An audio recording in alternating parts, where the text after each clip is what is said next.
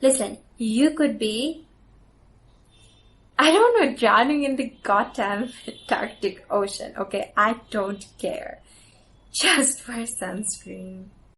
Hi, I'm Anika and I'm a skincare enthusiast or fanatic, and today we're gonna talk about sunscreens and everything related to them.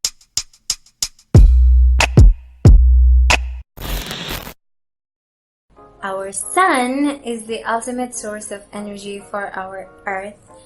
It is the reason why life is possible, but it does have really bad effects on our skin. The sun gives out something called UV, and there are three types of UV: UVA, UVB, and UVC. UVC gets blocked out by our atmosphere, so we don't need to protect ourselves from UVC.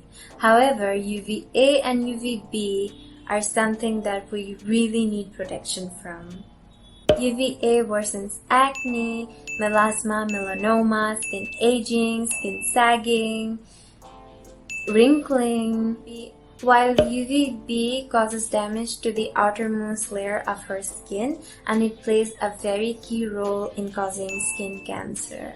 Skin cancer is the most common cancer in the world, with 1 million people getting diagnosed every single year. Globally, 40% of cases of cancer turns out to be skin cancer. So yeah, this is a very huge problem. The both UVs together also cause a lot of eye damage. Something called cataracts are very common, while at the same time, you also do need some amount of sunlight. Recently, there has been an epidemic of vitamin D deficiency. However, it's very hard to tell how much sun or sunlight you need for you to get that sufficient amount of vitamin D. The best way would be to get a blood test done and to see your level in the blood. Generally, doctors recommend getting at least 1 hour of sunlight every single day from the time between 6 a.m. to like 9 a.m. Let's talk about sunscreens. Now, I don't care where you are, I don't care what you're doing, I don't care how lazy you can be. As long as the sun is there and as long as the sunlight is hitting your skin, you need to be wearing sunscreen. Listen, you could be, I don't know, drowning in the goddamn Arctic Ocean, okay? I don't care. Just wear sunscreen. Now, there are usually three types of sunscreens: physical, chemical, and something that has been recently come out, which is hybrid sunscreens. Let's start with physical sunscreens. Physical sunscreens usually have two types of filters. One is zinc oxide, another is titanium dioxide. Zinc oxide reflects UVB and both types of UVA1 and UVA2, while titanium dioxide only blocks UVB and UVA2. A very common characteristic of a physical sunscreen is that it usually gives you a white cast, which is why a lot of people prefer chemical sunscreens over physical ones. However, this will be a favorite for sensitive skin types because it has zinc oxide. Zinc oxide is a very calming ingredient because it soothes the skin. It is so soothing that you can find it in baby rash powders. If you have an acne-prone skin, then this will also help. If you have a family history of melasma, then physical sunscreens are the ones you should choose because a lot of them usually have iron oxides in them, and iron oxides are known to help reflect light rays as well, which is also another cause for melasma. Unlike chemical sunscreens, physical sunscreens do not degrade. This is because they reflect the UVs and not absorb it. This is also another reason why sensitive people choose this one. Physical sunscreens are usually liked by people who have oily skin like myself because they help prevent excessive oil production on the face. Now let's talk about chemical sunscreens. In terms of ingredients, there isn't one specific ingredient that's present.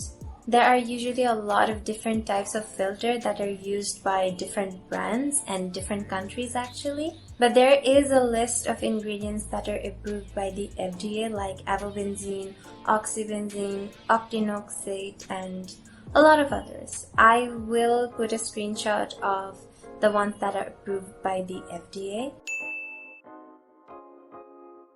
But I've got to say, these ingredients are a little bit more unstable than the newer ones that are in the market, like in European sunscreens and Korean or Asian sunscreens.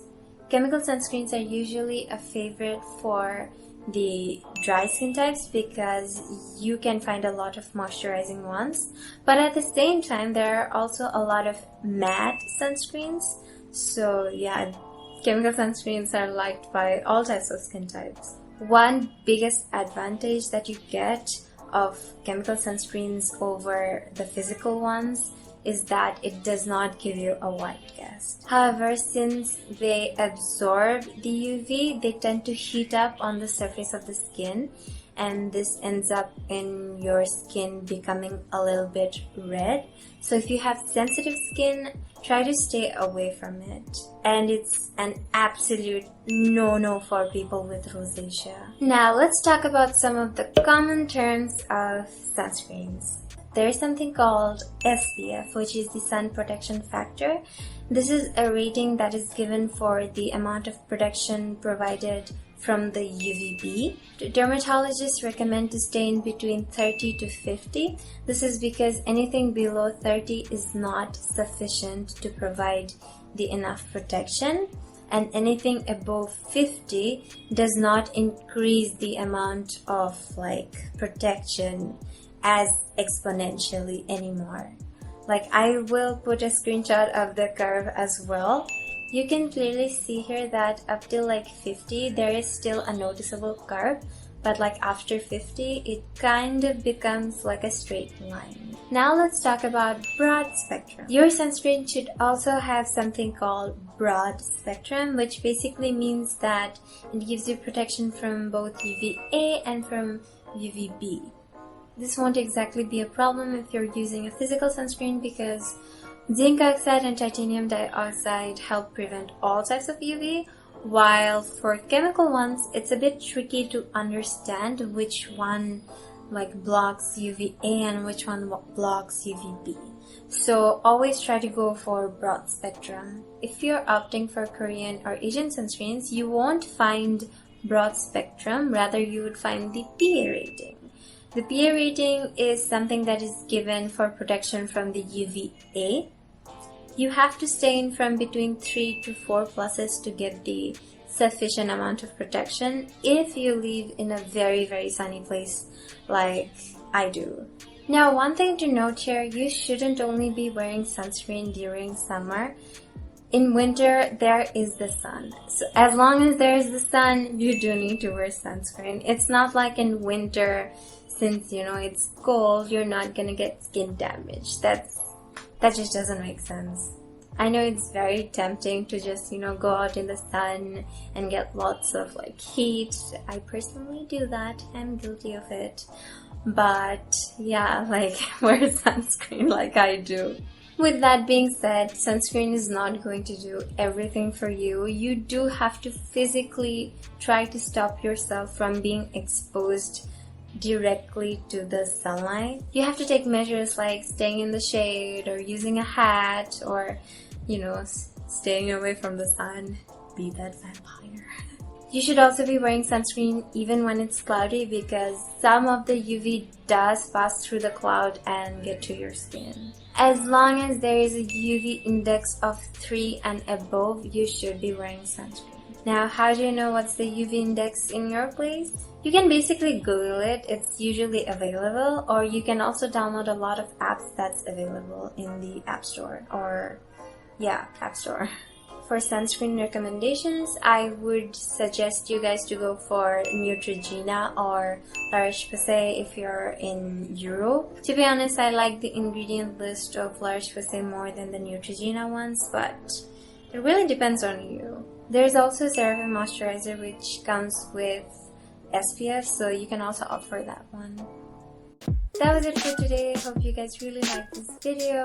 Sunscreen is something that is very dear to me in the sense that I'm very, very diligent in terms of applying sunscreen or, getting that sun protection because I'm just scared of the sun damage, man. Because like after all the things that I've mentioned and all the things that I learned about the sun, I'm just scared.